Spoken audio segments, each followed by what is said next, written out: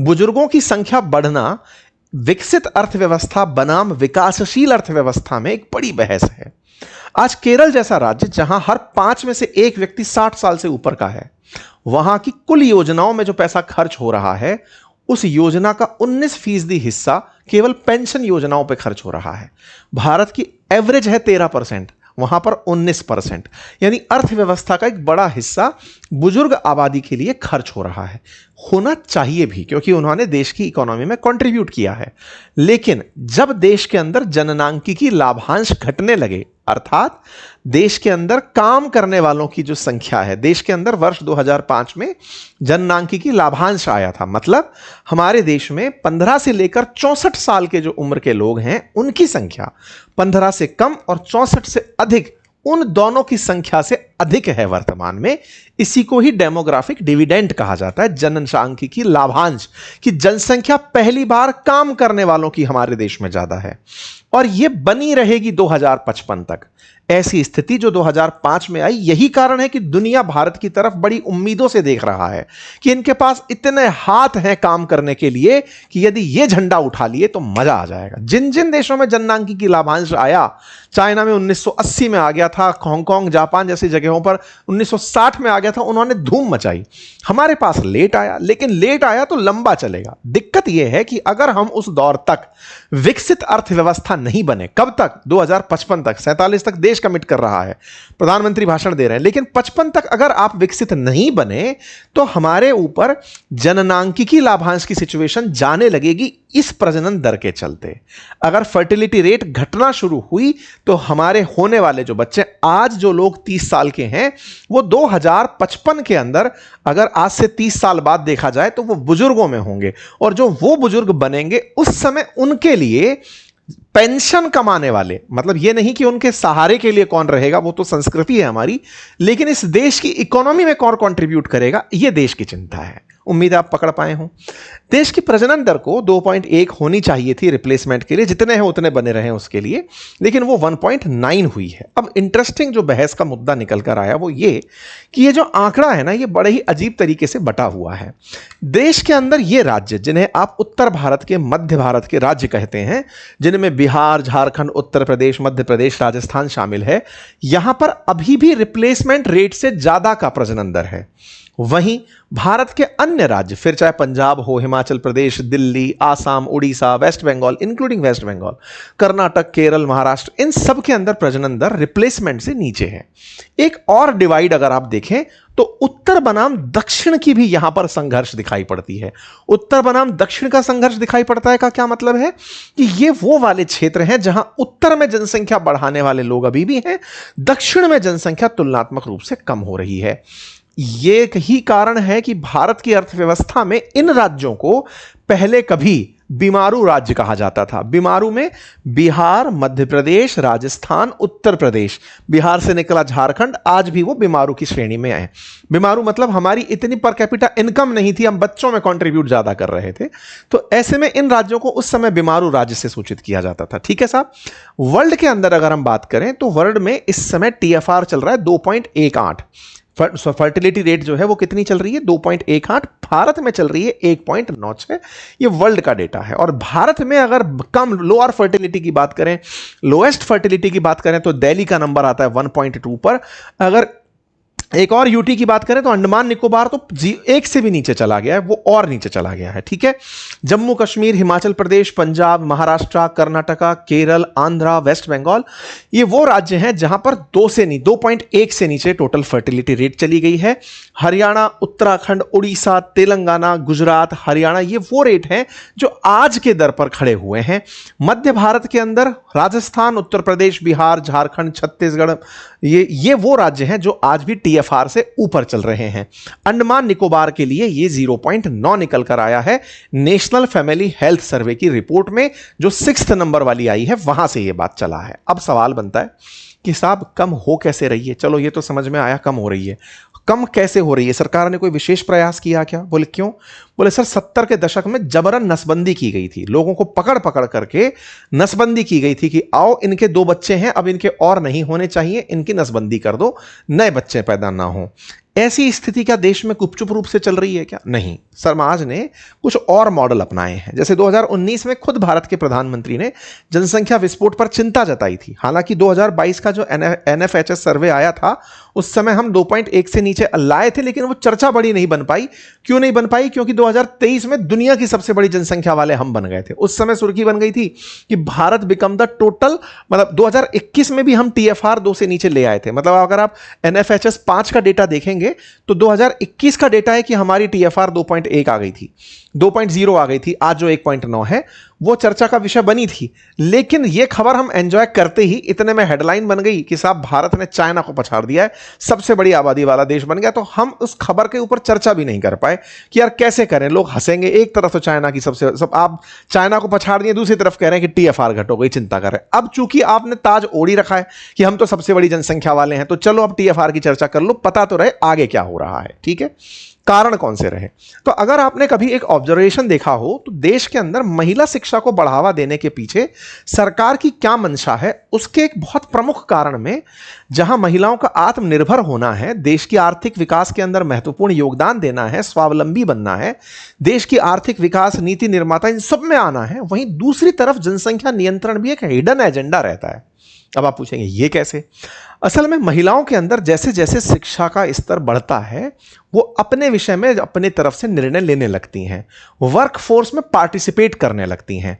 Working woman जितनी भी हैं, अगर आप अपने आसपास भी सर्वे देखें, जैसे दिल्ली का आप अगर डेटा देख रहे हैं 1.2 रह गया है। मतलब कि एक कपल, मतलब ये कहिए 10 लोग मिलकर 12 बच्चे, 20 लोग मिलकर 12 बच्चे पैदा कर रहे हैं। ये हालत अब दिल्ली की आ गई है।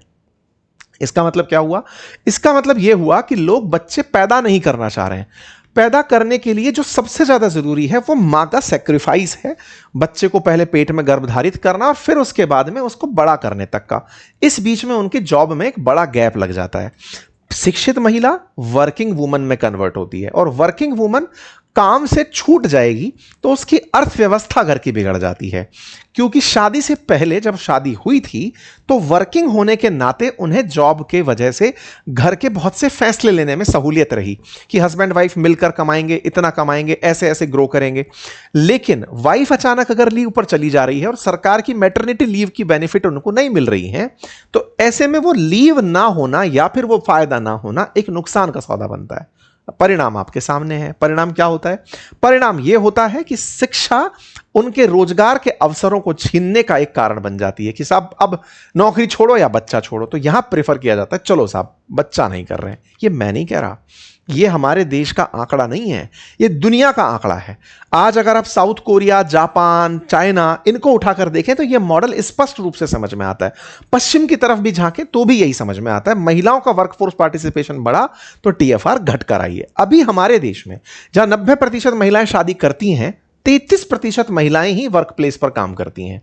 तो अभी भी आने वाले समय में स्कोप बाकी है। जैसे जैसे वर्क में महिलाओं का पार्टिसिपेशन बढ़ेगा ये टीएफआर नीचे आएगा। ये एक बेसिक कारण है। दूसरा कारण, बच्चों के पालने का खर्च बढ़ने लग रहा है।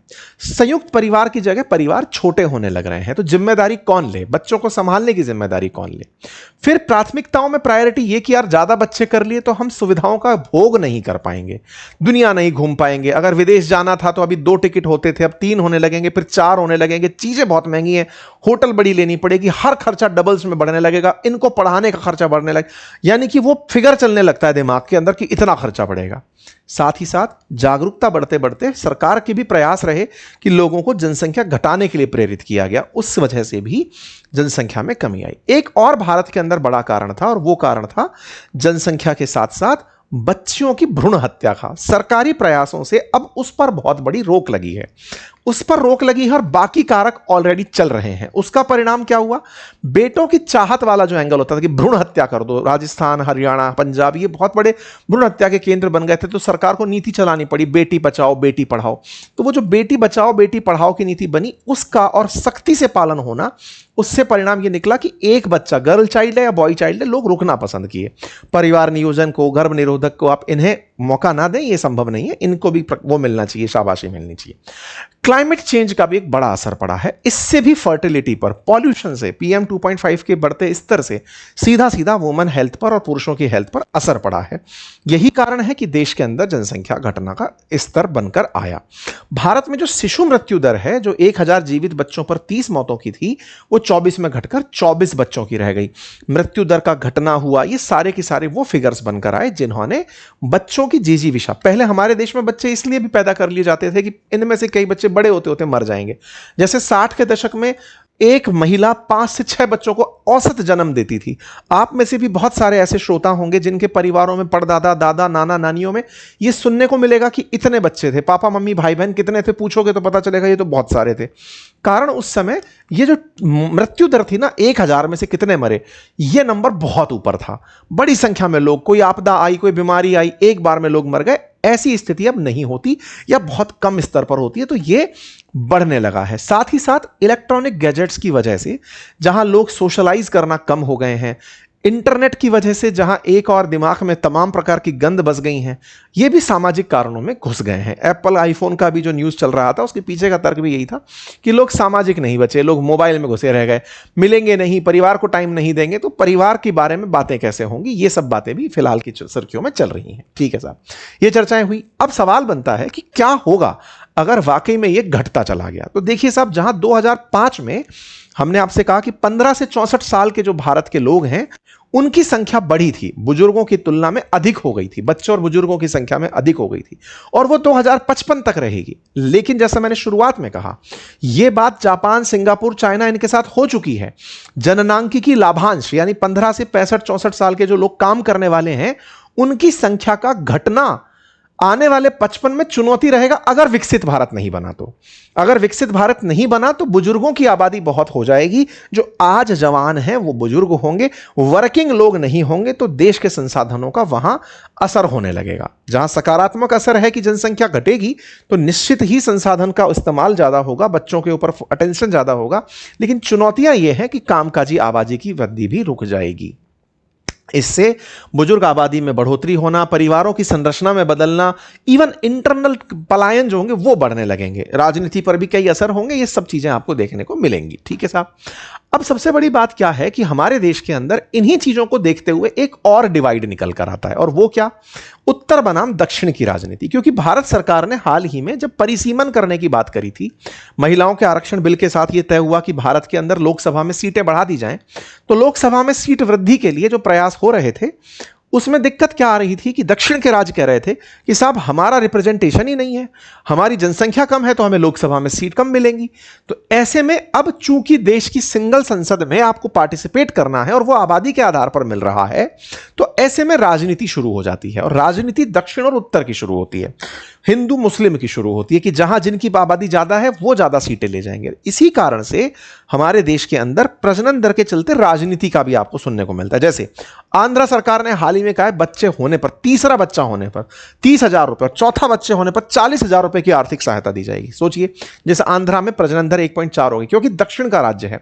ऐसे तो फिर राज्य की बात रखने वाला केंद्र में कोई होगा नहीं, क्योंकि जनसंख्या के आधार पर रिप्रेजेंटेशन मिल रहा है। आंध्रा के सीएम ने यह अनाउंस किया। इवन गोवा, कर्नाटका, तेलंगाना, इन्होंने तो आईवीएफ में, इवन सरकारी अस्पतालों में आईवीएफ फ्री ऑफ कॉस्ट करवाई जा रही है कि सुनो जनसंख्या कम हो जाएगी। गोवा ने तो पहली बार ऐसा राज्य बना जहां सरकारी अस्पताल में आईवीएफ फ्री कर दिया कि भैया सुनो जनसंख्या बढ़नी चाहिए। कर्नाटका के अंदर भी सेम यही government funded IVF unit hospital में ओपन कर दी गई है ताकि जनसंख्या बढ़ सके, यानी कि कोई दिक्कत फाइनेंशियली ना आए। लेकिन क्या वाकई में बच्चा पैदा करने में ही पैसा लग रहा है, या परवरिश में या उसके आगे बढ़ने में पैसा नहीं लग रहा है? क्या केवल यह बात एक राजनीतिक मुद्दा है? क्या परवरिश के अंदर जो खर्च होने वाले हैं, इवन सबसे बड़ा मुद्दा रोजगार है, क्या वो रोजगार एक बड़ा मुद्दा नहीं? ये चुनौतियां हमारे देश के अंदर चर्चा का विषय बनी रहेंगी। जहां तक बात हो भारत की, तो एशिया के उन देशों में भारत शुमार है जिसकी 2 से नीचे प्रजनन दर है। दुनिया के विकसित देशों में अगर हम बात करें तो यूएस जहां 1.62 के साथ खड़ा है, भारत 1.94 के साथ आ गया है। चाइना 1.02 के साथ है, इंडोनेशिया 2.1 के साथ है। जहां तक बात है पाकिस्तान की, वो 3.5 के साथ मोर्चा साधे हुए है। ठीक है, अब समाधान क्या है कि सब प्रजनन दर संतुलित रहना, क्योंकि जितनी है टीएफआर तो मेंटेन हो, उसके लिए क्या करें? तो जहां एक और निश्चित ही इस बात पर ध्यान हो कि भाई आपके पास टीएफआर मेंटेन करनी है तो इतना बच्चा चाहिए, तो उसके सरकारी प्रयास है। लेकिन जहां एक और बहुत ज्यादा डिवाइड क्रिएट हो गया है, असहज रूप से जनसंख्या कम हो रही है, तो सरकारों को चिंता करने की आवश्यकता है। और जहां पर अत्यधिक बढ़ रही है वहां नियंत्रण की आवश्यकता है। यानी कि अब इसे ऑब्जेक्टिवली देखने की जरूरत है, रादर देन पूरी तरह उठा के भारत को ट्रीट करने की। बाकी आप लोग इस विषय पर क्या सोचते हैं, अपनी राय जरूर कमेंट बॉक्स में दें। चैनल पर नए हैं तो सब्सक्राइब कर लें। बाकी